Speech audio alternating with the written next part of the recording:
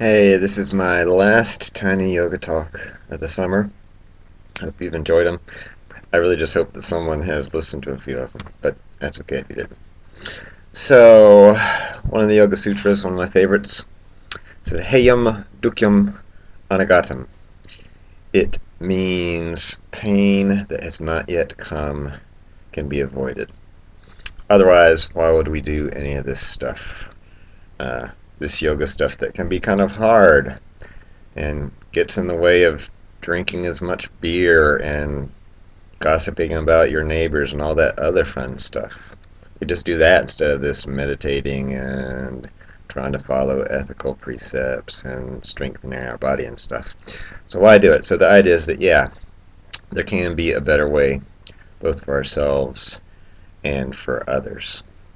So anagatam means not yet come or the future. That's the heyam dukyam anagatam, the last part.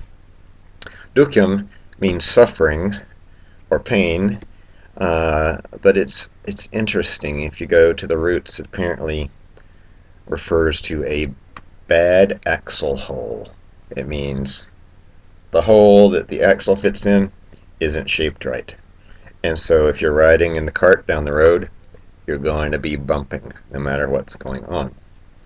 So in most of life, we try to overcome that by just simply putting more cushions on the seat so that we don't bump quite as much, or we look for a little smoother road to ride on. But what we really need to do is fix the underlying the underlying problem, which is that the axle is messed up. It doesn't fit the wheel.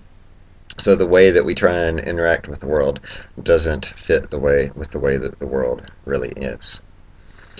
So I also like the first word of that sutra, Heyam. It's not just to avoid, but to abandon. So I've talked some about practice of non-attachment. This is a very important part of non-attachment. You've got to be able to abandon the things that aren't working for you. And sometimes that can even be people, at least in the short term, that are leading you down the path of pain, so that hopefully later you'll be able to come back and help them find a less painful way. But as we wrap up this summer, I hope that you'll actually believe that pain and suffering in the future can actually be avoided, and that you can take a little part in trying to make that happen. Even if you can't do it all on your own and something bigger than you has to help.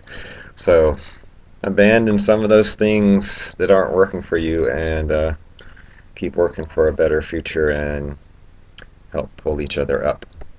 Hope you've had a great experience this summer, and don't stop practicing just because this little online excursion is wrapping up. See ya.